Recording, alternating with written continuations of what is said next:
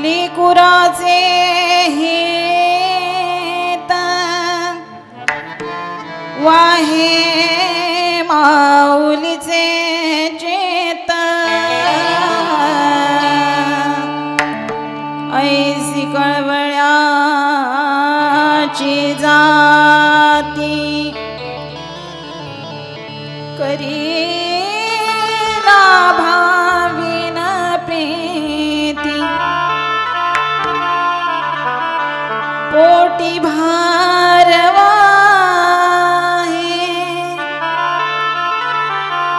त्याचे सर्वस्व ही साहे ऐसी कळवळ्याची जाती करीला भाविन प्रीती तुका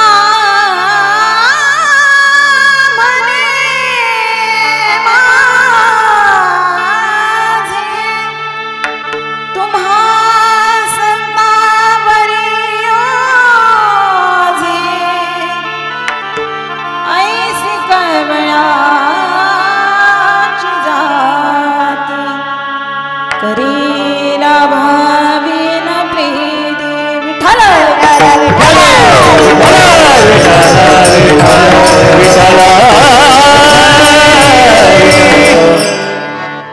समचरण सरोजं सान्द्र नीलाम्बुदावं जगन्विहित पानिं मण्डनं मण्डनानां तरुण तुलसी माला कंधरं कंजनेत्रं सदयदवलहासं विठ्ठलं चिन्तयामि पांडुरंग करो प्रथम नमना पांडुरंग करो प्रथम नमना हे पांडुरंग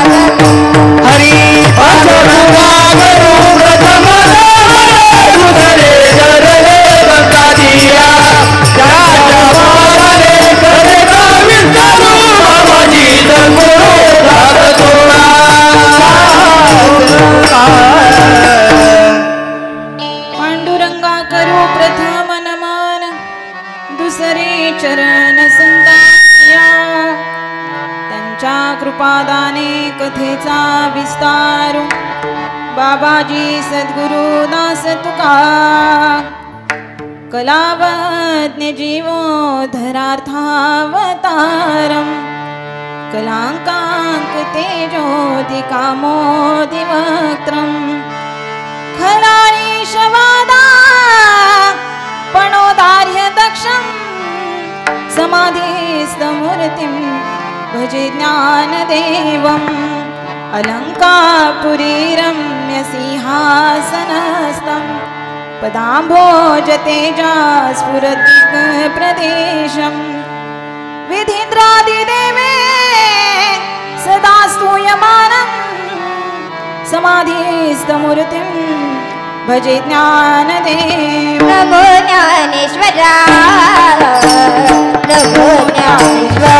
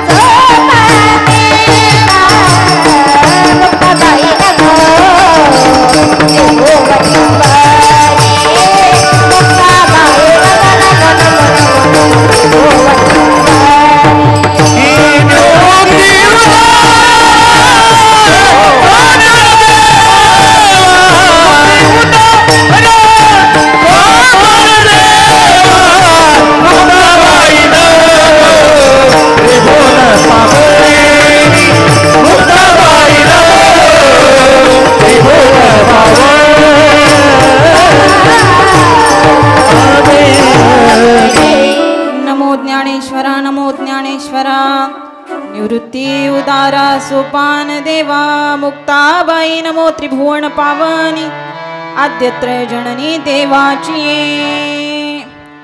कृष्णाय वासुदेवाय हरे परमात्मने प्रणत क्लेशनाशाय गोविन्दाय नमो नमः सच्चिदानन्दरूपाय विश्वोत्पत्त्यादिहेतवे तापत्रय विनाशाय श्रीकृष्णाय वयं नमः। कर्पूरगौरं करुणावतारं संसारसारं भुजगेन्द्रहारं सदा वसन्तं हृदयारविन्दे भवं भवानी सहितं नमामि। कैलासरानाथ शिवचन्द्रमौळी फणीन्द्रमाथा मुकुटी झळाळी कारुण्य सिंधू भवदुःखहारी तुझवीन शंभो मज कोण तारी तुझवीन शंभो मज कोण तारी विठ्ठल विठ्ठल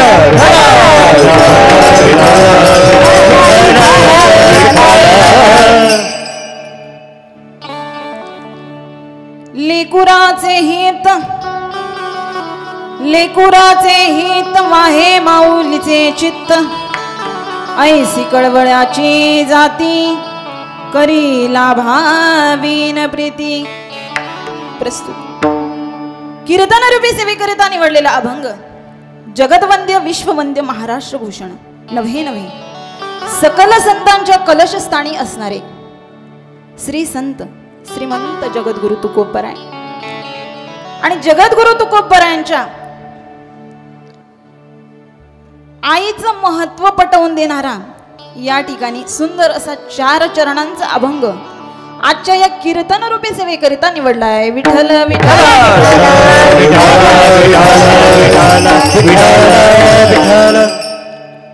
प्रस्तुत अभंगातून जगद्गुरु तुकोबराय या ठिकाणी आईचं महत्व पटवून देत आहेत। महाराज म्हणतात लेकुराचे हित वाहे माऊलीचे चित्त। आईच्या चित्तामध्ये काय असतं? केवळ आपल्या लेकराचं हित असतं। आपल्या लेकराचं हित सोडून तिच्या चित्तामध्ये दुसरं काहीच नसतं। इतकी कळवळ्याची जाती आहे, इतकी कळवळ्याची जाती आहे की त्याचं सगळं सहन करत असते. पोटी भार वाहे त्याचे सर्वस्वही साहे. एवढंच नाही, महाराज पुढे जाऊन सांगतात की ज्या प्रकारे आई आपल्या लेकराचं संगोपन करते, आपल्या लेकराचं हित बघते, आपल्या लेकरावरती प्रेम करते ना, त्याच प्रकारचं अंतकरण, त्याच प्रकारचं हृदय माझ्या संतांचं आहे. ज्या प्रकारे आई आपल्या लेकराला जीव लावते, त्याच प्रकारे संत सुद्धा आपल्याला जीव लावतात. नव्हे संतांचा अवतार सुद्धा त्या ठिकाणी आपल्या हितासाठीच आहे. आणि अशी असलेली सर्व व्यापक बघा, महाराजांनी आधी संतांना उपमा कोणती द्यावी म्हणून थोडासा विचार केला.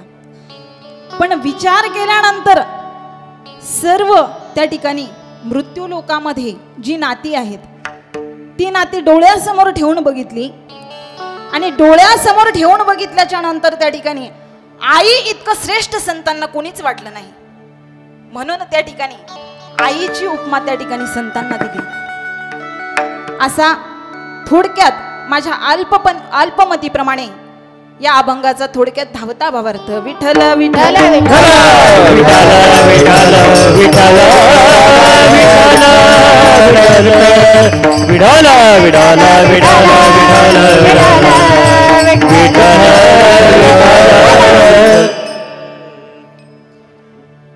कीर्तन सेवेला सुरुवात करण्या अगोदर अल्पसा परिहार द्यायचा, तो म्हणजे असा की तुम्ही आम्ही सर्वजण या ठिकाणी कोणत्या निमित्ताने उपस्थित आहोत सर्वांनाच माहिती आहे, नाही का दाजी?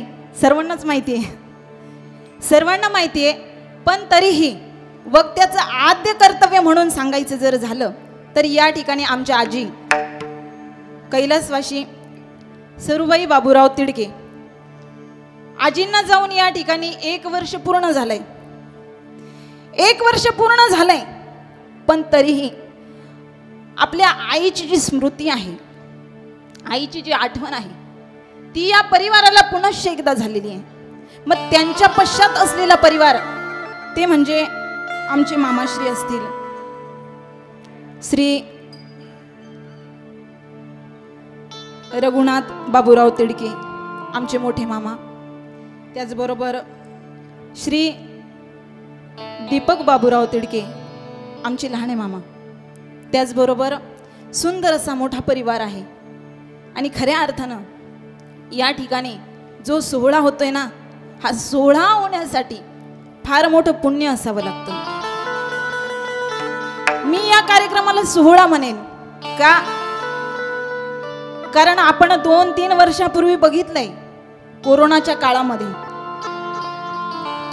काळामध्ये बघितलंय की एखादा मनुष्य जर गेला असेल तर त्याचा चेहरा सुद्धा काही परिवारांना पाहायला मिळाला नाही.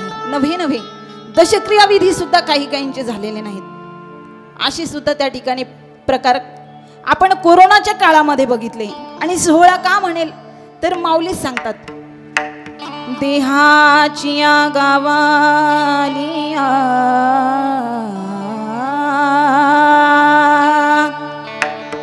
जन्म मृत्यूच्या सोहळिया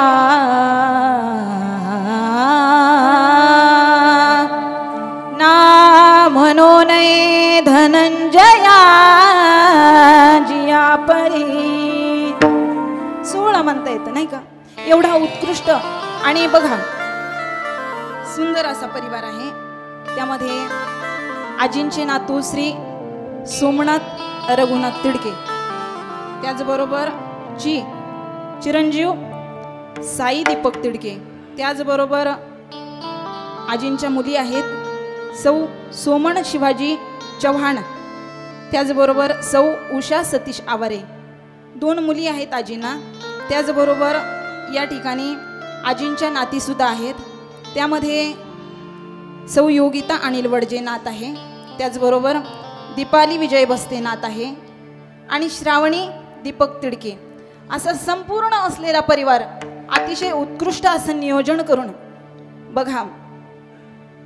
सोहळा कशाला म्हणावं तर जवळजवळ 1 वर्षापूर्वी तारीख बुकिंग केली आमच्या सोमादादाला आणि आमच्या दीपक मामांना एवढी आवड अश्विनीताई, आपल्याला एवढा मोठा एवढा चांगला कार्यक्रम करायचा आहे ना की बस आईचं हे शेवटचं कार्य आहे आणि हे शेवटचं कार्य एवढं चांगलं झालं पाहिजे. आणि अतिशय 1 महिन्यापासून सारखे फोन, ताई झालं का नियोजन, झालं का नियोजन, काय एवढा सोहळा करायचा अट्टहास, कशासाठी करायचा आहे सोहळा. तुम्ही म्हणाल श्राद्ध विधी तर होऊन गेलाय, मग हा सोहळा कशासाठी. तर बघा, ज्या वेळेस धर्मराजा नारदजींना विचारतात, प्रभू मला त्या ठिकाणी स्वर्गात जायचं, त्यासाठी काय करावं लागेल, माझ्या पितरांना सुद्धा त्या ठिकाणी मोक्ष मिळाला पाहिजे, त्याच्यासाठी काय करावं लागेल. त्यावेळेस नारद महर्षी सांगतायत काय, नारद महर्षी सांगतायत की हे बघा धर्मराजा, तुम्हाला जर आपल्या पितरांना मोक्ष प्राप्ती करून द्यायची असेल तर तुम्हाला त्याच्यासाठी काय करावं लागेल, काय करावं लागेल बोला ना. त्यांचा विधियुक्त त्या ठिकाणी जे उत्तर कार्य आहे ते करावे लागतील. आणि सगळ्यात महत्वाचं जे ज्ञान आहे, दान आहे, ते सगळ्यात महत्वाचं दान ज्ञानदान आहे. ते ज्ञानदान झाल्यानंतर त्या ठिकाणी तुमच्या वडिलांना मोक्ष प्राप्ती होणार आहे. सगळ्यात महत्व दानामध्ये सगळ्यात महत्व त्या ठिकाणी ज्ञानदानाला दिलंय. दुसरं महत्व जर विचाराल तर ते त्या ठिकाणी अन्नदानाला दिलंय. अन्नदान हे सर्वश्रेष्ठ. दुसरं दानाचं महत्व अन्नदानाला दिलंय. बघा, प्रकार असा घडला की कर्ण एवढा दानशूर होता महाराज, एवढा दानशूर होता, पण ज्या वेळेस स्वर्गामध्ये गेला आणि स्वर्गामध्ये गेल्यानंतर सर्व पितर त्या ठिकाणी जेवायला बसले होते. आणि जेवायला बसलेले असताना त्या ठिकाणी सर्वांच्या ताटामध्ये काय होतं, अन्न होतं. अन्न सगळ्यांच्या ताटामध्ये अन्न होतं, सगळे आनंदाने जेवत होते. पण इकडे कर्णाला मात्र त्या ठिकाणी त्याच्या ताटामध्ये सोनं चांदी पैसा दागिने हे सर्व वाढलेलं होतं. त्यावेळेस त्या कर्णानं विचारलं, म्हटले मला असं जेवण का, सगळ्यांना चांगलं जेवण आहे, सगळ्यांना अन्न जेवणासाठी आहे, आता हे कसं खायचं. त्यावेळेस इंद्रदेवानं सांगितलं की हे बघ कर्णा, तुझ्या आयुष्यामध्ये तू एकदा सुद्धा तुझ्या पितरांविषयी तुझ्या मनामध्ये अगदी कुठल्याच प्रकारची श्रद्धा नव्हती किंवा कुठल्या प्रकारचं त्या ठिकाणी तू पितरांना भोजन सुद्धा दिलं नाही. मग त्यावेळेस सांगितलं इंद्रदेवानं, विचारलं काय करावं लागेल याच्यासाठी. तेव्हा सांगितलं की आता तू एवढं दान धर्म केलंय ना, त्या बदल्यात मी तुला एक वर देतो.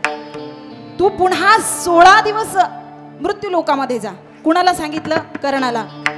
कर्णाला सांगितलं तू पुन्हा 16 दिवस मृत्यू लोकामध्ये जा आणि आपल्या पितरांना अतिशय विधियुक्त अंतकरणानं त्या ठिकाणी अन्नदान कर. आणि तेच 16 दिवस आहे जो पितृपक्ष आपण साजरा करतो ना, तेच 16 दिवस आपण साजरे करतो. म्हणून या ठिकाणी अन्नदान ज्ञानदान असेल, तशी दानाचे अनेक प्रकार आहे. वस्त्रदान असेल, गोदान असेल, सुवर्णदान असेल, नाही का. या ठिकाणी आपण जरी श्राद्धाला आलो, कुठंही गेलो तरी आपल्याकडे एक रीत आहे. कोणती, कुठंही गेलं तरी वस्त्रदान करायचं. पण आजच्या दिवशी या परिवाराकडून जेवढं काही पुण्य घडेल ते पुण्य त्या ठिकाणी आजींना प्राप्त होणार आहे. हा पुण्यदानाचा दिवस आहे. मग आपण त्यांना दान दिलेलं हे योग्य नाही, त्यांनी दान करणं हे योग्य, पण आपण उलट त्यांना द्यायचं हे चुकीचं आहे. म्हणून त्यांनी टीपच लिहून ठेवली, आहेर स्वीकारलं जाणार, दुखवटे स्वीकारले जाणार नाही, नाही का. कुणी आणलेही असतील तरी त्यांनी मला तशी ताकीदच दिली. मामांनी सांगितलंय की ज्यांनी कुणी दुखवटे आणले असतील त्यांनी आपले आपले पुन्हा घरी घेऊन जायचे. म्हटलं मी सुद्धा आणले, काय करायचं, तुम्ही सुद्धा घरी घेऊन जा म्हणे. विठ्ठल विठ्ठल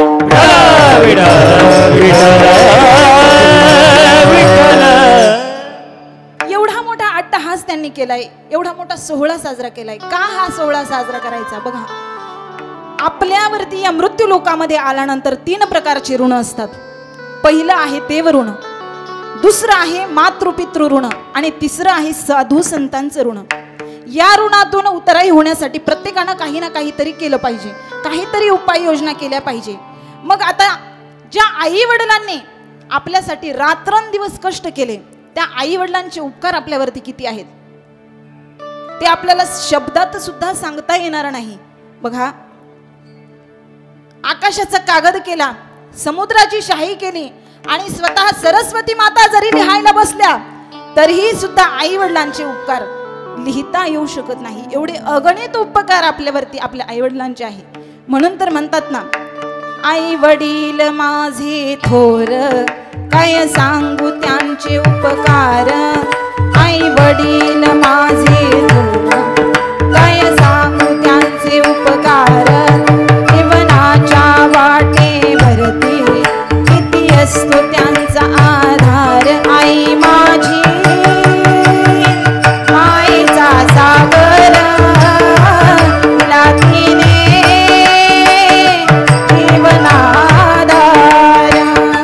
आई माझी मायेचा सागर लातीने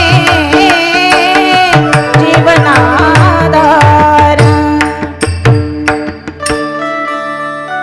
आई वडिलांचे आपल्यावरती अगणित उपकार असतात. आईचे तर आपल्यावरती अनंत उपकार आहे, किती सांगावे. सांगता सांगता आयुष्य संपूर्ण जाईल, पण तरीही आईचे उपकार आपल्याला सांगताही येणार नाही आणि आपल्याकडून फिटले सुद्धा जाणार नाही. सगळ्यात मोठा उपकार जर आपल्यावरती कोणता असेल तर तो म्हणजे आपल्याला या मृत्यूलोकामध्ये जन्म देऊन हे जग दाखवलं. जन्म दिला आईने मला, उपकार हा मोठा झाला. जन्म दिला आईने मला, उपकार हा मोठा झाला. हेच लागे माझ्या पायाला, पाणी येते तिच्या डोळ्याला. हेच आपल्या पायाला लागू द्या, पण पाणी मात्र आईच्या डोळ्यामध्ये येत असतं.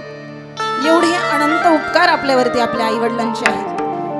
आईचे जेवढे उपकार आहे ना तेवढेच वडिलांचे सुद्धा आपल्यावरती उपकार आहे. सांगून जाईन दादा तुम्हाला,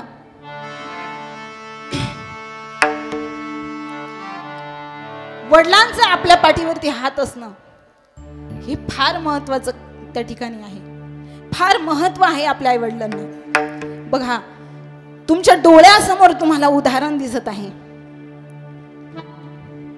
की या लेकरांना असो किंवा मला स्वतःला असो, आमच्या आई वडिलांनी जर संस्कार जर चांगले केले नसते तर या ठिकाणी हे सर्व तुम्हाला बघायलाच मिळालं नसतं. फार मोठे उपकार आपल्या आई वडिलांचे आपल्यावरती असतात. सदा राहिला धार तुझा हात माझ्या पाठी, बापा राहिले रे तुला एक मारायाची चिठ्ठी, माझ्यासाठी तू पंढरी, माझ्यासाठी तू पंढरी, माझ्यासाठी तूच काशी. बाप गेला दूर देशी, बाप गेला दूर देशी. झाड सावलीच गेलं, झालं रिकाम आभाळ.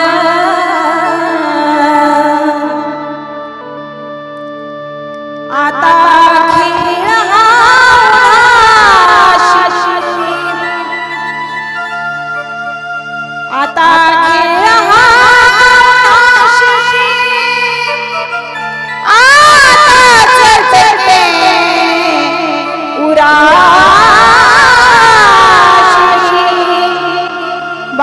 गेला दूर देशी, बाप गेला दूर देशी.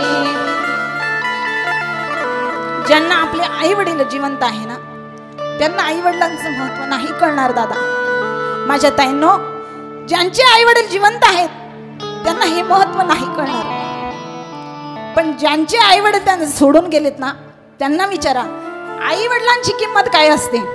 आई गेल्यानंतर किती दुःख भोगावं लागतं.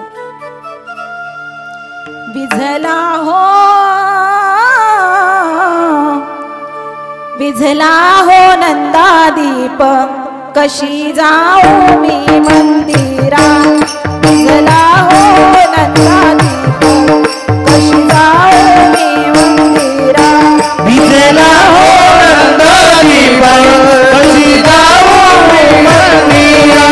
विझला हो नंदा दीप, कशी जाऊ मंदिरा.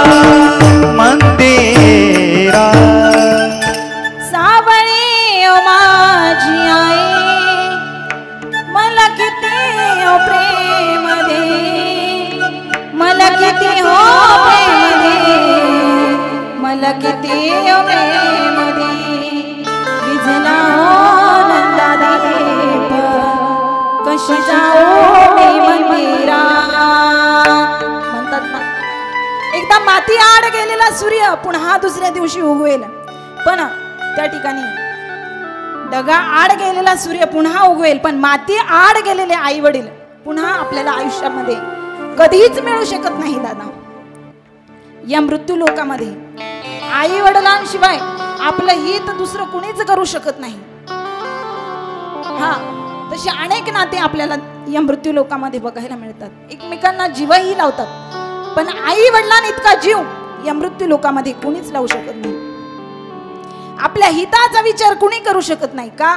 बघा, एक दृष्टांत देते म्हणजे तुमच्या लक्षात येईल. दुसरा तिसरा दृष्टांत नाही देणार, या इहलोकातला दृष्टांत नाही देणार.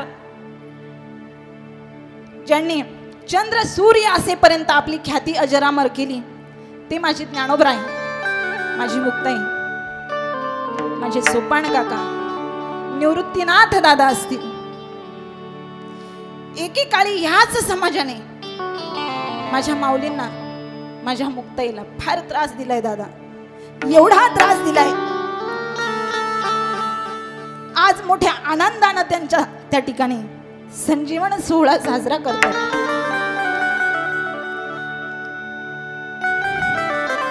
पण ज्या वेळेस माझे माऊली माधुकरी मागण्यासाठी जात होते त्यावेळी मात्र लोकांनी माधुकरी सुद्धा त्यांना मिळू दिली नाही. आणि एखाद्या माऊलीला जर दया आली असेल आणि दिली असेल माधुकरी, तर त्यामध्ये सुद्धा चिखल कालवावा, माती कालवावी, माती मिळवण करून टाकावं. एवढा त्रास माझ्या माऊली ज्ञानोबरायांनी भोगलाय. पण ऐका ना, हित सांगते मी तुम्हाला, हित. ज्या वेळेस ब्रह्मवृंदांनी सांगितलं की तुम्हाला जर तुमच्या लेकरांचं हित करून घ्यायचं असेल तर तुम्हाला देहांत प्रायश्चित्त घ्यावं लागेल. हसत हसत स्वीकारलं दादा, हसत हसत स्वीकारलं.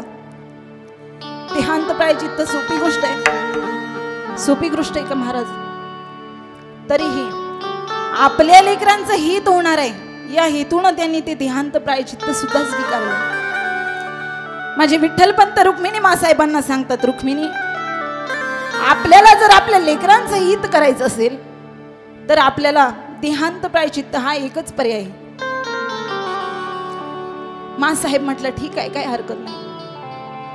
आपण फक्त आजच्या दिवस आहोत ना, मग आजच्याच दिवस मी माझ्या लेकरांना काहीतरी गोडधोड करून खाऊ घालते. सर्व त्या ठिकाणी गोडधोड करण्याचा निर्णय घेतला. पुरणपोळीचा सुंदर असा स्वयंपाक तयार केला आणि चारही लेकरांना एक एक घास भरवू लागला रुक्मिणी मासाहेब. कंठ दाटून आला होता, रडावंसं वाटत होतं, पण तरीही डोळ्यातले अश्रू डोळ्यातच ठेवले. का? कारण मी जर रडले तर माझी मुक्ता विचारेल, आई तू रडतेस का? का रडतेस आई?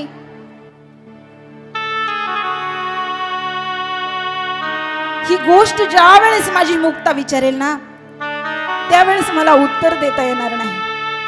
नाही रडल्या रुक्मिणी मासाहेब. संध्याकाळची वेळ झाली. चारही लेकरांना एका कुशीमध्ये घेऊन झोपल्यात, जवळ घेऊन झोपल्याय. चित्त मात्र लेकरांमध्ये. अर्धी रात्र झाली. 12 वाजता त्या ठिकाणी विठ्ठलपंत आले आणि रुक्मिणी मासाहेबांना उठवतायत. रुक्मिणी, अगं चल, आपल्याला जायचंय. त्यावेळेस माझ्या रुक्मिणी मासाहेबांनी उठून बसावं,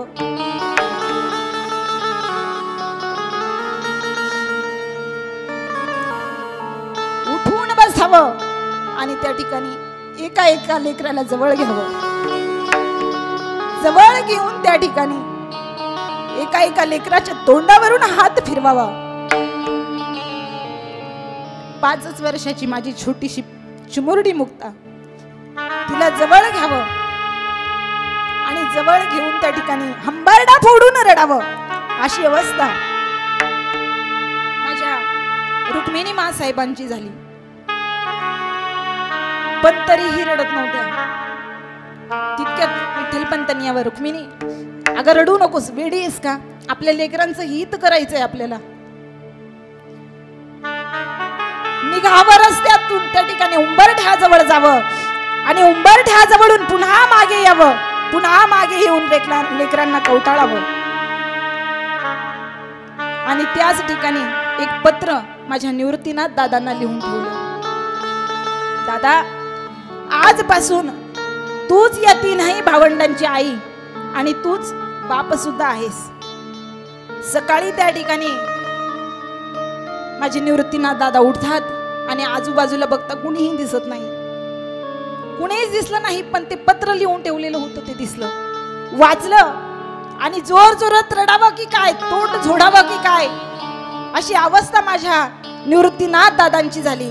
पण मी जर रडलो तर माझ्या 3ही भावंडांची जबाबदारी माझ्यावरती आहे, म्हणून त्या ठिकाणी माझे निवृत्तीनाथ दादा रडत नाही. तितक्यातच ती 5 वर्षाची छोटीशी चिमुकली मुक्ता यावी रडत रडतच आली आणि विचारू लागली, दादा, ए निवृत्ती दादा, अरे सांग ना, आई कुठे? दादा, अरे आपले बाबा कुठे? आई कुठे, बाबा कुठे विचारते. त्यावेळेस माझ्या निवृत्तीनाथ दादांना कमराजवळ घ्यावं आणि हंबरडा फोडून रडावं. रडत रडतच मुक्ताला सांगू लागले, मुक्ता, अगं आपले आई बाबा देवा घरी गेले. दादा, देवा घरी गेलेत ना, त्याच्यात काय विशेष आहे? दररोज देवाच्या घरी जातात, मी सुद्धा जाते आणि आपल्या आई बाबांना भेटून येते, घेऊन येते. नाही ग मुक्ता, नाही ग मुक्ता, ते एवढ्या जवळच्या देवाजवळ नाही गेले, फार दूर गेले. आजपासून मीच तुझी आई आणि मीच तुझे बाबा. हो का दादा? अरे दादा, मला फार भूक लागली होती, काय करू, काय करू सांग ना. लगेच माझ्या ज्ञान दादानं काखेमध्ये झोळी घालावी आणि झोळी घेऊन त्या ठिकाणी लगेच माधुकरी मागण्यासाठी जावं. माधुकरी मागण्यासाठी गेले, पण लोकांनी माधुकरी मिळू तर दिलीच नाही, पण उलट त्यांची जी झोळी होती ती हिसकावून घेतली आणि फेकून दिली. राग आला माझ्या माऊली ज्ञानोबरायांना. तशीच त्या ठिकाणी झोळी टाकली आणि निघून आले. निघून आल्यानंतर ताटीमध्ये जाऊन बसले. ताटीचा दरवाजा बंद केला आणि जोर जोरात रडायला लागले माझे ज्ञानोबा.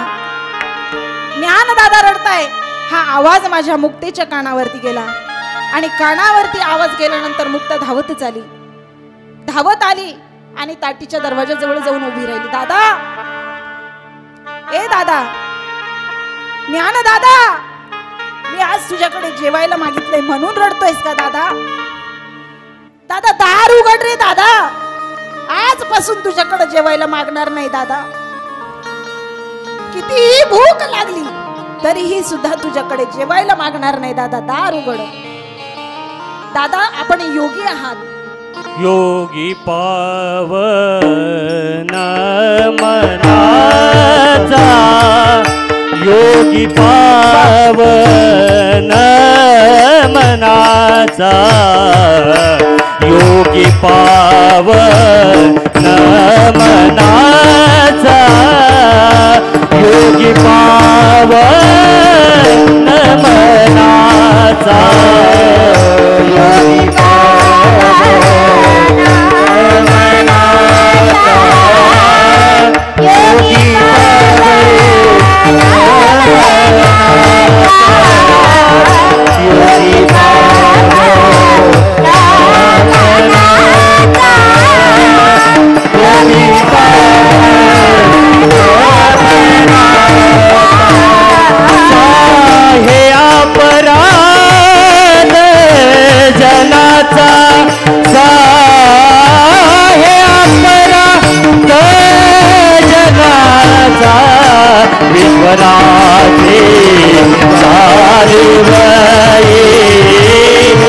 विश्वराजे सारे वये, विश्वराजे सारे वये, विश्वराजे सारे वये रे, विश्वराजे सारे वये.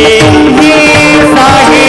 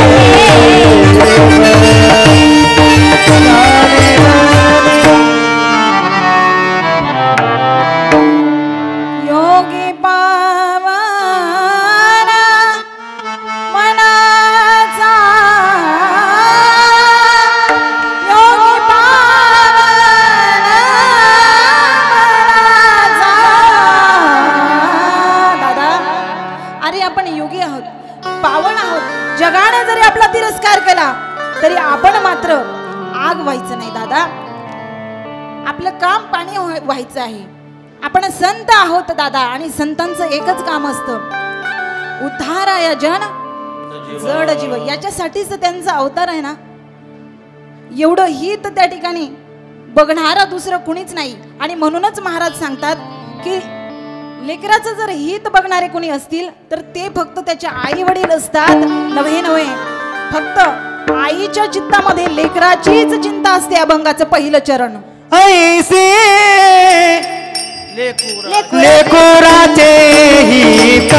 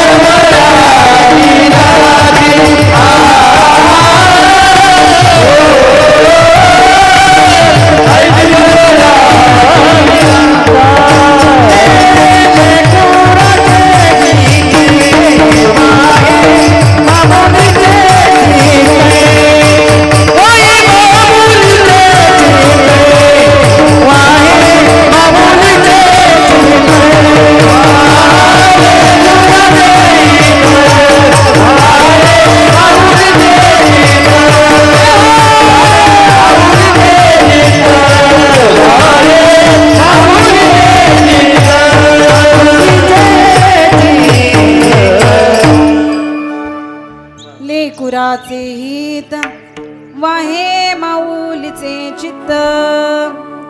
महाराज सांगतायत की लेकुराचे हित, आईच्या अंतकरणामध्ये लेकराविषयी दुसरी कोणतीच गोष्ट नसते. बघा, ती आई कशाचीही असू द्या, मग पक्षाची जरी आई असली तरी आई ती आईच असते. पक्ष्यांची आई असू द्या, आणि ती पक्ष्यांची आई आपल्या लेकरावरती तेवढंच प्रेम करते जेवढी ही मनुष्यरूपी आई करते, तेवढंच प्रेम पक्ष्यांची आई सुद्धा करते. वा. चारा मुखी पिलांच्या चिमणी हळूच दे,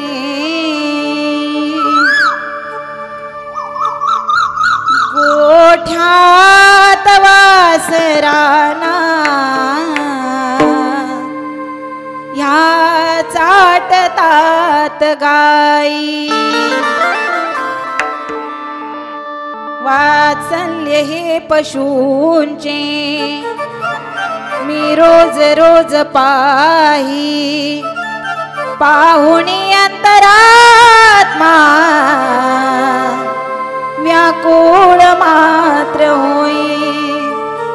आई मनो कुणामी, आई घरी न दारी,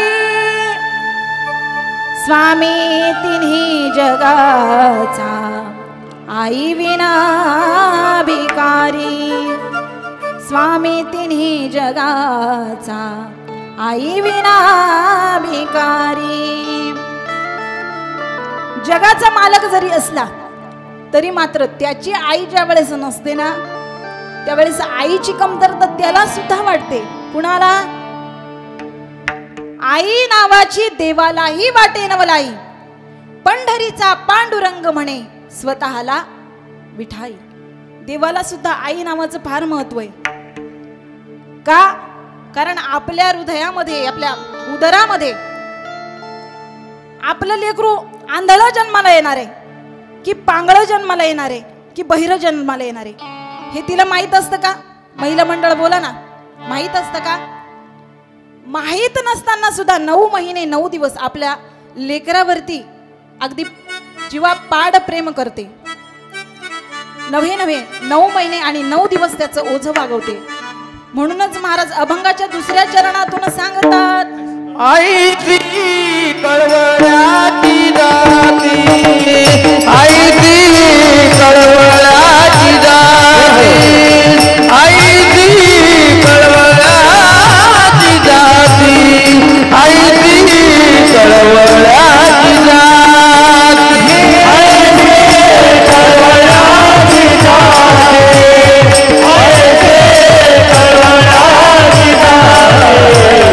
आई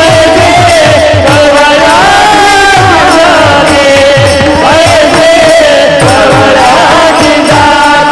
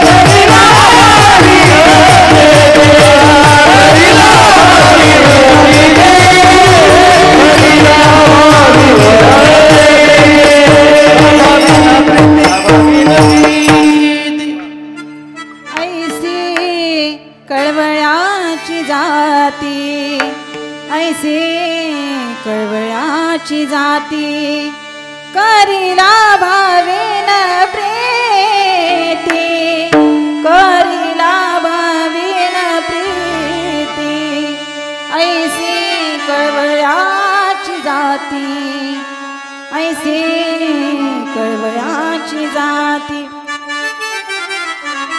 एक दिवस असंच एक जणांना प्रश्न विचारला, ताई अहो 1 तास झाला 1 तास केव्हापासून तुम्ही आईचं महत्व सांगतात, केव्हापासून आईचं महत्व सांगताय, मग इतर दुसऱ्या कोणाला तेवढं महत्व नाही का, काय एवढं आईचं महत्व आहे सांगा तरी एकदाच तिचं काही ऋण असलं तर ते आम्ही फेडून तरी मोकळं होतो.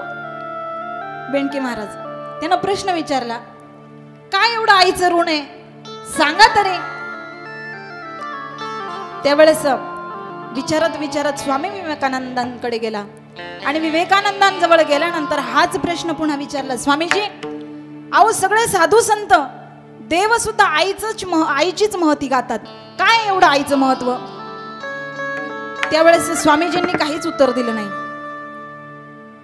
स्वामी स्मित हास्य केलं आणि त्याला सांगितलं, हे बघ तुला आईचं महत्व कळून घ्यायचंय ना, मग तू आता एक काम कर, 2-3 किलोचा दगड घे आणि तो तुझ्या पोटावरती बांध.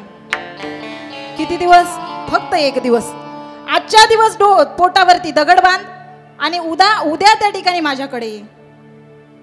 उद्या माझ्याकडे ये म्हटल्यावर याला वाटलं सोपंच आहे आई होणं एवढं सोपं असतं का? महिला मंडळ सांगा ना. बाळ अंतपण हा शब्द वापरलाय तिथे, बाळ किंवा अंत. एवढी पीडा तिच्या इतकी कोणी सहन करू शकत नाही. एवढं खरचटलं तरी त्याच्या वेदना आपल्याला सहन होत नाही आणि हातभर पोट फाडून घेते, तिला म्हणतात आई. हातभर पोट फाडून आपल्या मुलाला जन्म देते. आणि एवढंच नाही,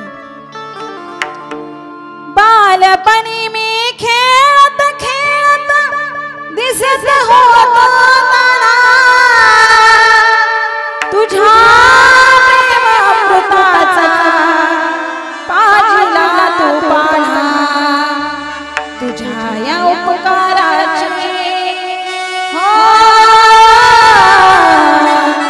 तुझ्या या उपकाराची कधी जाणीव झालीच नाही. अनमोल जन्म दिला गाय तुझे उपकार भेटणार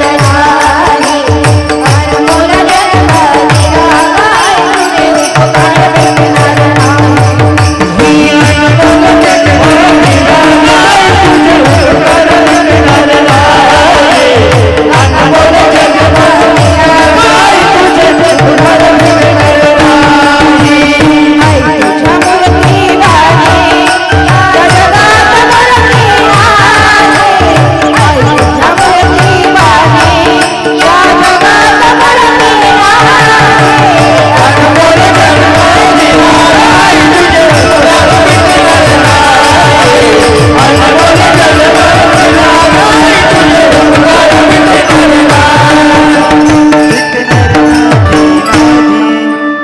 अनमोल जन्म दिला गाय तुझे उपकार भेटणार नाही. अनमोल जन्म दिला गाय तुझे उपकार भेटणार नाही.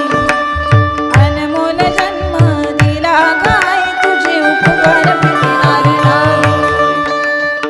एवढं पवित्र दूध आहे. ते दूध कसं बनतं माहिती का? एक रक्ताचा थेंब आटवावा लागतो, त्याच्यापासून ते दुधाची निर्मिती होते. आणि आईचं दूध एवढं पवित्र आहे, आपल्या शरीरातील सर्व अवयव जळून जातात. पण अंतकाळी ज्या वेळेस आपण रक्षा विसर्जनासाठी जातो ना, त्यावेळेस हाडं मात्र आपले तसेच्या तसे राहतात. हा कशाचा परिणाम आहे? आईच्या दुधाचा. ज्या हाडांनी आईचं दूध पिलंय ना, ते हाडं तशाच्या तशी राहतात. एवढे अनंत उपकार आपल्या आईचे आपल्यावरती आहे. मग त्यावेळेस त्यांना पोटावरती तो दगड बांधला आणि दगड बांधून त्या ठिकाणी दुपारपर्यंत कसा बसा सरळ चालत होता. दुपार झाल्याच्या नंतर थोडं खाली वाकून चालायला लागला आणि दिवस दुसरा उगवल्याच्या नंतर तर डायरेक्ट गुडघ्यावर चालत चालत त्या ठिकाणी स्वामीजींकडे गेला. रडायला लागला आणि स्वामीजींना विचारलं, अहो स्वामी, मी तर तुम्हाला फक्त आईचे उपकार विचारले होते, तुम्ही हे काय सांगितलं? अहो कालपासून माझं पोट दुखतंय, हा दगड माझ्या पोटावर बांधून दिला, केवढं ओझ आहे त्याचं. त्यावेळेस स्वामीजींनी दिलेलं उत्तर आहे, ऐका. स्वामीजी म्हटले, एकच दिवस तू दगड 3 किलोचा तू तुझ्या पोटावर बांधला तरी तुला त्याचं एवढं दुःख होतंय, पण 9 महिने आणि 9 दिवस हाच तो गोळा आहे. ती आई 9 महिने आणि 9 दिवस वागवते. आणि म्हणूनच महाराज या ठिकाणी सांगतात की आईसारखं दैवत दुसरं कुणीच नाही. आणि तेच महाराज अभंगाच्या 3ऱ्या चरणातून सांगतात, पोटी भरवा हे, पोटी भरवा हे, पोटी भरवा हे, पोटी भरवा हे, पोटी भरवा हे,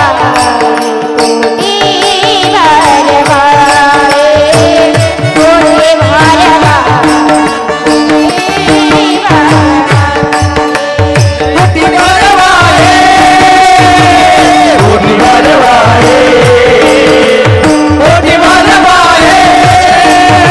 पोटी भरवा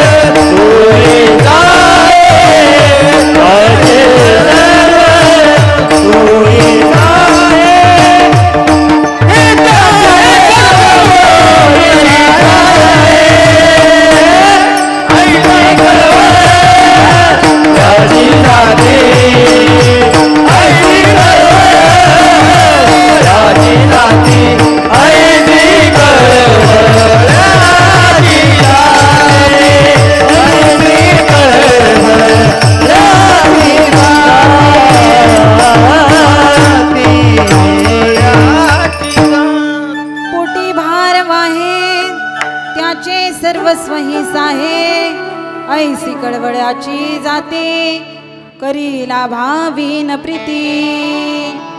1 तासापासून आपण आईचं महत्व ऐकलंय. मग तुम्ही म्हणाल ताई आमचा परिवार सुद्धा आमच्यावरती फार प्रेम करत असेल, याच्यात काही संशयच नाही. कारण देवानं या ठिकाणी मृत्यू लोकामध्ये आल्यानंतर प्रत्येकाला ऋणानुबंधाची काही नाते त्या ठिकाणी बनवले. एक आजोबा अशीच त्या ठिकाणी जंगलामध्ये एका साधू महाराजांचं दर्शन घेण्यासाठी जायचे. दररोज नित्यनियमाने दर्शन घेण्यासाठी जायचे आणि दररोज दर्शन घेऊन त्या ठिकाणी निघून यायचे. पण एक दिवस त्या साधू महाराजांनी विचार केला की कुणीतरी आपलं दर्शन घेण्यासाठी येतंय. दर्शन घेऊन त्या ठिकाणी लगेच निघून जातं. मग त्या दिवशी त्या साधू महाराजांनी आपले डोळे उघडेच ठेवले, ध्यानालाच बसले नाही. ध्यानाला बसले नाही आणि त्यांनी बघितलं एक आजोबा आलेले आणि ते दर्शन करून निघून जात आहे म्हटल्यावर त्या ठिकाणी त्यांनी थांबवलं. आजोबा थांबा म्हटले. थांबा म्हटल्याबरोबर आजोबा थांबले. म्हणे इकडे या, बसा इथं माझ्याजवळ. आजोबा म्हटले अजिबात जमणार नाही. का? कारण मी घरी गेल्याशिवाय माझ्या घरचे एक घास सुद्धा खात नाही. साधू महाराज म्हटले एवढं प्रेम आहे का तुमच्या कुटुंबाचं तुमच्यावरती? म्हटले हो, माझ्या कुटुंबाचं माझ्यावरती फार प्रेम आहे.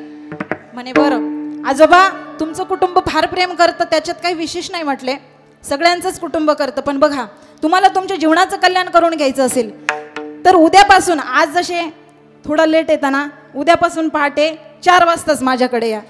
आजोबा म्हटले ठीक आहे, काही हरकत नाही. आजोबा पहाटे 4 वाजता आले. आल्यानंतर महाराजांनी सांगितलं, हे बघा मी तुम्हाला आता एक विद्या शिकवतो. कोणती विद्या? 4 तास श्वास रोखून धरायचा. 4 तास श्वास रोखून धरायची विद्या शिकवली. 1 वर्षभर त्या आजोबांना ती विद्या शिकवली. आणि 1 वर्षानंतर महाराजांनी विचारलं, म्हटले आजोबा अहो घरची परिस्थिती कशी आहे? म्हटले जशी होती तशीच आहे. म्हणे कुटुंब प्रेम नाही करत का? म्हणे हो, आधी जेवढं करायचं त्याच्यापेक्षा जास्त करायला लागलं आता. मग महाराज म्हटले ठीक आहे, एवढं कुटुंब प्रेम करतं ना, मग आता तुमच्या प्रेमाची परीक्षा घेऊ. म्हटले काय? म्हटले तुमच्या प्रेमाची आता उद्या आपल्याला परीक्षा घ्यायची. आता उद्यापासून माझ्याकडे यायचं नाही. आजोबा म्हटले का महाराज, माझं काही चुकलं का? महाराज म्हटले चुकलं वगैरे काही नाही, पण आता तुमच्या प्रेमाची परीक्षा घ्यायची. तुम्ही जसे माझ्याकडे 4 वाजता येता तसेच घरी 4 वाजता गोधडी तोंडावर पांघरून झोपून राहायचं. तुमच्या प्रेमाची परीक्षा आहे. म्हटले 4 तास तुम्हाला जी विद्या शिकवली ना श्वास रोखून धरायची, ती विद्या त्या ठिकाणी आता तिचा उपयोग करायचा. 4 तास श्वास रोखून धरायचा, तोंडावर गोधडी पांघरून झोपून राहायचं. आजोबांनी सुद्धा तसंच केलं. 4 वाजेपासून तोंडावर गोधडी पांघरून झोपले. पहाटेचे 5 वाजले. पहाटेचे 5 वाजले तरी सुद्धा आजोबा उठायला तयार नाही. आजी थोड्याशा जवळ गेल्या आणि जवळ जाऊन बघतात तर हे तर अजून झोपलेलेच आहे. आजीनं विचार केला, दररोज पहाटे 4 वाजता महाराजांच्या दर्शनाला जायच्या, अजून का उठले नाही? मुलाला आवाज दिला, म्हणे दादा अरे तुझे बाबा केव्हाचे झोपले, दररोज पहाटे 4 वाजता जायचे. त्यानं सांगितलं अगं आई भजनाला गेले होते रात्री, झोपू दे थोडा वेळ. भजनाला भजन माहिती आहे ना? भजनाला गेले म्हटले, गेले असतील, झोपू दे थोडा वेळ. पहाटेचे 6 वाजले तरीही सुद्धा आजोबा उठायला तयार नाही. शेवटी त्या ठिकाणी मुलाला बोलवलं आणि मुलाला सांगितलं जवळ जाऊन बघ आता, बरं का गणेश दादा, जवळ जाऊन बघ. जवळ जाऊन बघ म्हटल्यानंतर त्या ठिकाणी जवळ गेला, नाकाला हात लावून पाहिला. पण इकडं विद्या कोणती शिकलेले होते? श्वास रोखून धरायची. श्वासच बाहेर पडत नाही. म्हटले नाकाला हात लावून पाहिला आणि मुलानं लगेच रडायला सुरुवात केली. मुलानं रडायला सुरुवात केली. आजी 10-15 फूट लांब बसलेल्या होत्या. आजीनं उठून डायरेक्ट बाबाच्या छातडावरच उडी मारली. एवढ्या रडायला लागल्या आणि रडून रडून म्हणायला लागल्या, राम मला कसे सोडून गेले ना राम, आता माझं कसं होईल ना राम, आता मला पाहिल ना राम. गोळे काढून म्हातारी रडायला लागली. एवढी रडत होती आणि रडत असताना त्या ठिकाणी सर्व परिवार जमा झाला. सकाळचे 7 वाजले. अंत्ययात्रा त्या ठिकाणी निघाली. कच्चा अशा त्या ठिकाणी एकदम सुतळ्या आवळल्या होत्या कपाळाला बाबांच्या, पण तरीही बाबा उठायला तयार नाही. का? कारण महाराजांनी सांगितलंय. आता अंत्ययात्रा मात्र अर्ध्या रस्त्यावर गेली आणि अर्ध्या रस्त्यावर गेल्यावर मात्र बाबाला घाम फुटला बरं का. महाराज घाम फुटला असा का एवढा प्रेम करणारा परिवार आणि आता मला जाळल्याशिवाय राहत नाही. हा विचार कुठं केला? स्मशानभूमीच्या अर्ध्या रस्त्यात असा विचार आला आणि तेवढ्यात नशीब असं की पाठीमागून लगेच महाराज आले आणि महाराजांनी सांगितलं ठेवा ते प्रेत खाली. सगळे संबंधिक म्हणू लागले प्रेत कसं काय खाली ठेवायचं? अहो ते गेले नाही गेले म्हणे, मी जिवंत करतो त्यांना, ठेवा खाली. आता ठेवा खाली म्हटल्यावर, जिवंत करतो म्हटल्यावर सगळ्यांना आनंद झाला. प्रेत खाली ठेवलं आणि महाराजांनी सांगितलं हे बघा मी आता तुमच्या वडिलांना जिवंत करणार आहे, घरी जा आणि एका वाटीमध्ये दूध घेऊन या.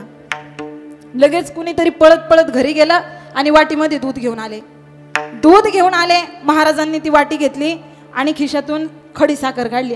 काही अंगारा वगैरे काही नव्हतं.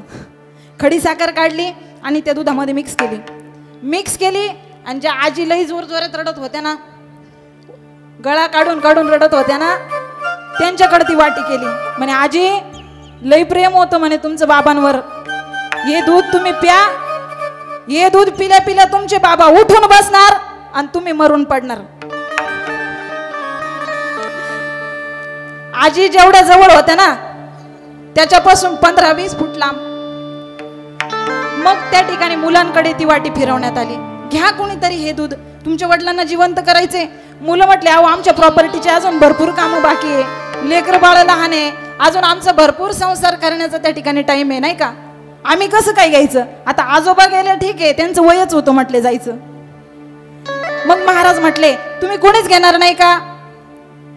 त्यावेळेस ते म्हटले, नाही आम्ही कोणीच नाही घेणार. मग मी घेऊ का. ते म्हटले, हो हो घ्या म्हणे, तुम्ही जर घेतलं तर आम्ही तुमचं गावाच्या बाहेर मंदिर बांधू. बघा आता महाराज लोकांच्या मुळावर किती लोक उठलेले. तुम्ही घेतलं तर चालत, तुम्ही घ्या म्हणे, तुमचं गावाच्या बाहेर मंदिर बांधतो. महाराजांनी ते दूध घेतलं आणि बाबांना सांगितलं, बाबा उठा. बाबा लगेच उठून उभे राहिले. आता बाबा उठल्यावर आनंद व्हायला पाहिजे की नाही महाराज, आनंद व्हायला पाहिजे ना. सगळे लोक त्या महाराजांकडे पाहायला लागले, हे कधी एकदाच मरून पडतंय. विठ्ठल विठ्ठल.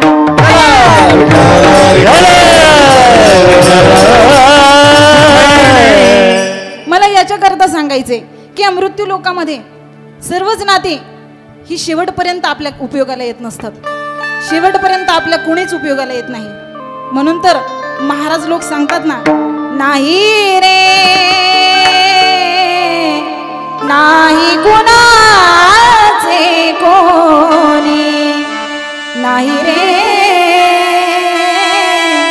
नाही कुणाचे कोणी, अंती जाशील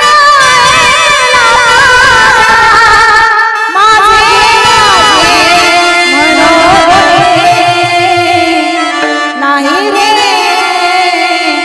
नाही कुणाचे कोणी. कुणीच कुणाचं नसतं.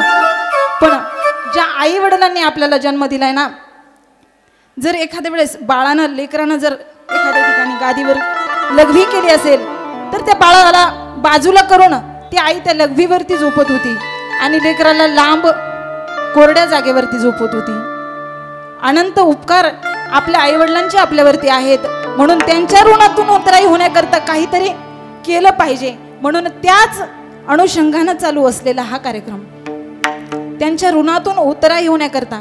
कारण सांगितलेलं आहे, पुत्रासी पर्वकाळ माता पित्याचा अंतकाळ. ती वेळ अति पवित्र का, ती वेळ फार महत्वाची सांगितली. आणि पुत्र त्यालाच म्हणतात जो माता पित्याला पुन नामक नरकातून तारतो, त्याला पुत्र म्हणतात. आपली सुद्धा या मृत्यू लोकामध्ये आल्यानंतर आई वडिलांची सेवा आपल्याकडून घडली पाहिजे. पण सेवा घडण्याआधी आईचं सगळ्यात मोठं कर्तव्य असतं ते म्हणजे आपल्या लेकरांना चांगले संस्कार लावले पाहिजे. तो मुलगा असू द्या किंवा मुलगी असू द्या, आपल्या लेकरांवरती चांगले संस्कार जर नाही घडले तर निश्चितच आपल्यावरती वाईट वेळ आल्याशिवाय राहणार नाही. नव्हे आपला अंतकाळ सुखाचा जाणार नाही. आपणच नंतर शेवटी काय म्हणतो, मी तुझ्यासाठी जीवन जाळले रे बाळा, तुने नाही पाणी पाजले. तुझ्यासाठी जीवन जाळले रे बाळा, तुने नाही पाणी पाजले.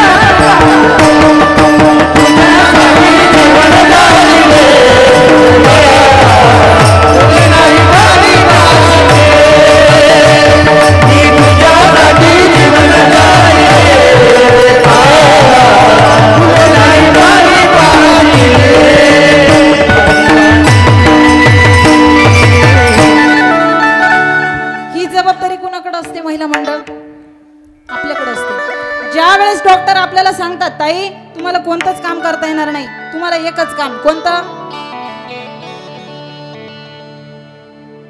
हा, तुमच्या लक्षात आलं, बेड रेस्ट करावी लागेल म्हटल्यानंतर आपण काय करतो, मोबाईल घेणार आणि नको ते त्याच्यात बघणार आणि आपणच मग तक्रार करतो, अहो आमचं 5 वर्षाचं पोरग आहे, 5 वर्षाचं लेकरू आहे, त्याला कोणतंही फंक्शन विचारा तरी सांगितल्याशिवाय राहणार नाही. एवढं त्या ठिकाणी फोन त्याला वेडं केलंय की जेवताना सुद्धा फोन, खाताना सुद्धा फोन, झोपताना सुद्धा फोन. हे कशाचे परिणाम आहे? बोला ना महिला मंडळ. पहिला संस्कार कोणता केला जातो? गर्भसंस्कार. म्हणून त्या ठिकाणी साधू संतांनी सुद्धा काय सांगितलंय, मातृदेवो भव आणि मग पितृदेवो भव. आधी आईला जास्त महत्व दिलंय. म्हणून आपण जर त्या ठिकाणी सारखा फोन पाहिला मग ते काय हरिपाठ करणार आहे का? बोला ना, हरिपाठ करणार आहे का? अजिबात नाही, ते सुद्धा फोनच बघणार. जसे संस्कार त्याच्यावरती घडतील त्याच प्रकारचं त्या ठिकाणी मुलगा जन्माला येत असतो किंवा मुलगी जन्माला येत असते. बघा, आपण म्हणतो की मुलांना आई वडिलांना नीट व्यवस्थित सांभाळलं पाहिजे. मुलगा तर आपलाच असतो, पण तरीही आपल्याला त्याच्याकडून काय अपेक्षा असते? मुलांना आपला शेवट चांगला केला पाहिजे. पण महिला मंडळ, एक सांगू का, आपला मुलगा जोपर्यंत आपला असतो कुठलीच तक्रार आपल्याकडे नसते. पण ज्या वेळेस ही बया येते त्या दिवशीपासून काय होतं, मुलगा आपला राहत नाही आणि तो राहत नाही. मग काय होतं, ती जशी आली का घराचा विध्वंस, नाही का?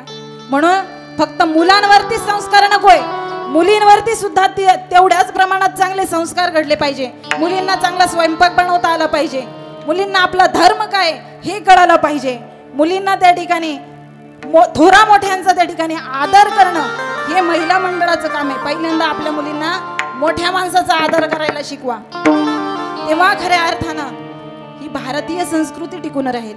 आपल्या धर्माला आपणच भ्रष्ट करायला लागलोय. आपण फक्त मुलांना दोष देतोय, मुलगा बिघडला, पण मुली किती बिघडल्या हे सुद्धा आपणच पाहिलं पाहिजे. आणि दादांनो, तुम्हाला जाता जाता एकच सांगून जाईन की जेवढं त्या ठिकाणी आपले आई वडील आपल्यावरती प्रेम करतात तेवढंच प्रेम आपण अंतकाळामध्ये त्यांना दिलं पाहिजे. त्यांना दुसरी कोणतीच अपेक्षा नसते, फक्त आमच्या मुलांना एक शब्द आमच्याशी गोड बोललं पाहिजे. माझ्या जिजाऊ मातांच्या उदरी शिवबा आले, ते असेच आले का? आपण आजही म्हणतो छत्रपती शिवाजी महाराज पुन्हा जन्माला या. कशाला आणि कुठं जन्माला येतील? तेवढी कूस सुद्धा पवित्र पाहिजे ना, कूस सुद्धा तेवढीच पवित्र पाहिजे, तेव्हाच छत्रपती शिवराय जन्माला येतील. एवढं छान घडवलं माझ्या जिजाऊ मासाहेबांनी. एकच राजा इथे जन्मला शिवनेरी किल्ल्यावर, एकच राजा इथे जन्मला शिवनेरी किल्ल्यावर, माझ्या राजाचं नाव गाजतंय किल्ल्याच्या दगडावर, माझ्या देवाचं नाव गाजतंय किल्ल्याच्या दगडावर, माझं नाव गाजतंय किल्ल्याच्या दगडावर, माझ्या राजाचं नाव गाजतंय किल्ल्याच्या दगडावर.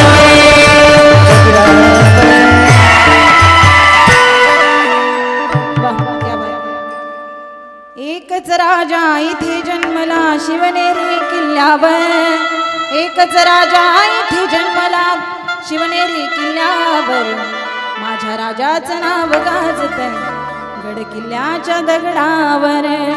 सुंदर स्वराज्य निर्माण केलं तलवारीच्या धारेवर, जनतेसाठी प्राण झेलले आपल्या निधड्या छातीवर, पुन्हा जन्म घ्या अशी इच्छा शिवभक्तांच्या हृदयावर, पुन्हा जन्म घ्या अशी इच्छा शिवभक्तांच्या हृदयावर, माझ्या देवाचं नाव गाजतंय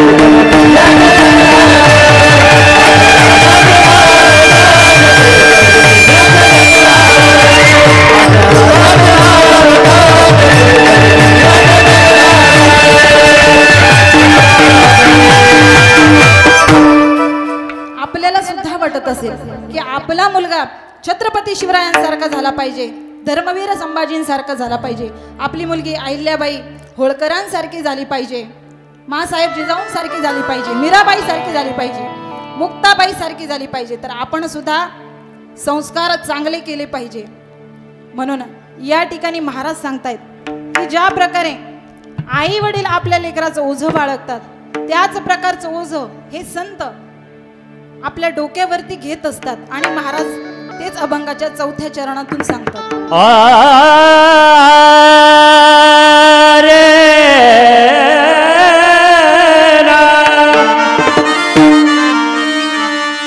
तुका म्हणे माझे, तुका म्हणे माझे, तुका म्हणे माझे,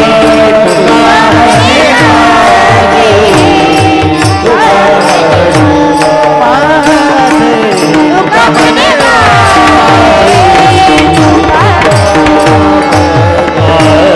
तुका म्हणे माझे,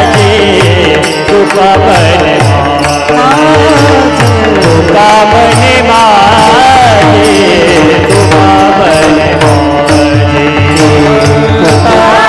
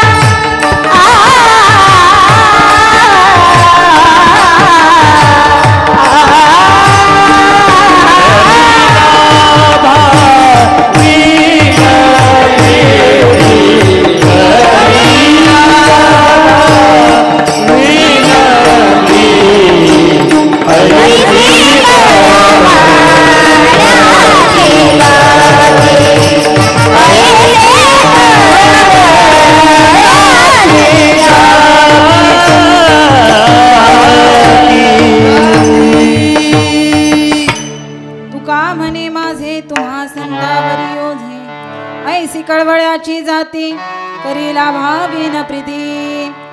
आजचं हे पुण्यदान आपल्या सर्वांना तीळ तीळ पुण्य जमा करून आज या आजींना अर्पण करायचंय.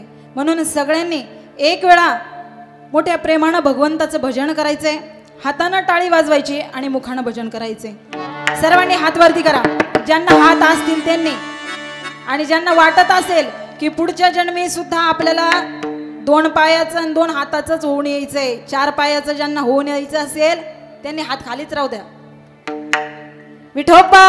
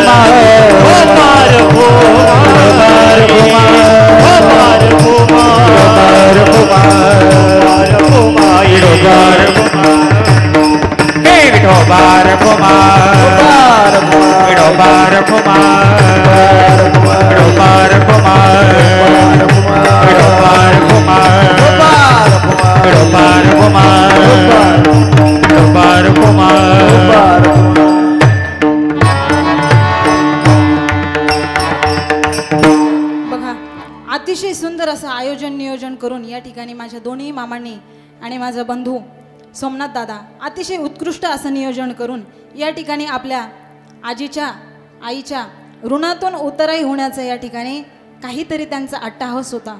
आणि आजच्या कार्यक्रमासाठी उपस्थित असलेले महाराष्ट्रातील त्या ठिकाणी नामवंत गुणीजन मंडळी आपल्या कार्यक्रमासाठी उपस्थित आहेत. त्यामध्ये मृदंग विशारद मृदंगाचार्य हरिभक्तपरायण आमचे आदरणीय सोपानजी महाराज देवकर असतील. महाराजांना खूप खूप धन्यवाद. त्याचबरोबर सिंधवादक आमचे हरिभक्तपरायण आदरणीय गणेश दादा मनमाडकर दादांना सुद्धा मनापासून खूप खूप धन्यवाद. त्याचबरोबर सुंदर अशी पहिली चाल ज्यांनी गायली हरिभक्तपरायण आपल्या गावाचं वैभव नव्हे संपूर्ण तालुक्याचं वैभव असणारे आमचे परम आदरणीय हरिभक्तपरायण आमचे सुभाषजी महाराजांना मनापासून धन्यवाद. त्याचबरोबर गायनाचार्य संगीत विशारद आमच्या येवला तालुक्याचं भूषण असणारे हरिभक्तपरायण दादा महाराज खरवंडीकर महाराजांना सुद्धा मनापासून धन्यवाद. त्याचबरोबर शेजारीच असलेले मृदंगाचार्य गायनाचार्य हरिभक्तपरायण माझे पती समाधानजी महाराजांना सुद्धा धन्यवाद देते. त्याचबरोबर माझी कन्या आहे वैष्णवी राधा राणी वारकरी शिक्षण संस्थेमध्ये शिक्षण घेत असलेली तिला सुद्धा मनापासून धन्यवाद. त्याचबरोबर ज्ञानराज वारकरी शिक्षण संस्थेमधील हे सर्व विद्यार्थी या विद्यार्थ्यांना सुद्धा मनापासून धन्यवाद. त्याचबरोबर आमचे मामाश्री आहेत मामाश्रींना सुद्धा खरंच खूप खूप मनापासून धन्यवाद. त्याचबरोबर तुम्ही बसलेले सर्वच माझे मातृतुल्य पितृतुल्य या ठिकाणी माझे वडील आहेत दाजी आहेत आणि आपल्या गावाचं भूषण आमचे संपत बाबांना सुद्धा खूप खूप धन्यवाद. त्याचबरोबर सर्वच या ठिकाणी परिचयाचे आहेत पण आता वेळ भरपूर झालेला आहे आणि या ठिकाणी आपलं थेट प्रक्षेपण चालू आहे की आपल्याला कधीही हा कार्यक्रम बघावा वाटला तरीही सुद्धा बघता येईल. असं या ठिकाणी वारकरी संप्रदाय सिद्धांत, वारकरी सिद्धांत असं यूट्यूब चॅनल. दादा मनापासून तुम्हाला सुद्धा खूप खूप धन्यवाद. त्याचबरोबर आपल्या वाघदर्डीवरून थेट इथपर्यंत प्रवास करून ज्यांची सुंदर अशी साऊंड सिस्टीम आहे, नाहीतर एवढ्या गोंगाटामध्ये एवढा चांगला आवाज येणं शक्य नाही. दादा सुनील दादा असतील, आमचे कृष्णा दादा असतील, दादांना सुद्धा बापू दादा असतील, त्यांना सुद्धा मनापासून खूप खूप धन्यवाद. आणि तुम्हा बसलेल्या मायबापांच्या चरणी पुनश्च एकदा दंडवत घालते. त्याचबरोबर माझ्या सोबत आलेले माझे सासरे आहेत, माझे वडील, त्या ठिकाणी आमचे थोरमेसे मामा आहेत, मामांना सुद्धा खूप खूप धन्यवाद. त्याचबरोबर इकडे आमचे हरिभक्त परायण, आता कोण जाणे खाली बसून घेतलंय, त्यांनी मी बोलवत होते त्यांना पण ते खाली बसले. गणेश दादाला सुद्धा खूप खूप मनापासून धन्यवाद. आमचे दाजी आहेत, सर्वच या ठिकाणी माझ्या बहिणी आहेत, सर्वच अतिशय उत्कृष्ट माम्या आहेत, नाही का. माम्यांचं जर नाही नाव घेतलं तर माम्यानी ना, नाही का, मामांना घरी जाऊन असं काही नाही ना, असं अजिबात नाही. विनोद सोडा, अतिशय उत्कृष्ट असा हा तिडके परिवार आहे आणि या संपूर्ण परिवारानं अतिशय उत्कृष्ट असं आयोजन नियोजन केलं. त्याबद्दल मनापासून सर्व परिवाराला धन्यवाद देते आणि सर्वांच्या चरणी नतमस्तक होऊन सेवेला पूर्णविराम. ज्ञानेश्वर माऊली ज्ञानराज माऊली ज्ञानेश्वर माऊली हे माऊली ज्ञानेश्वर माऊली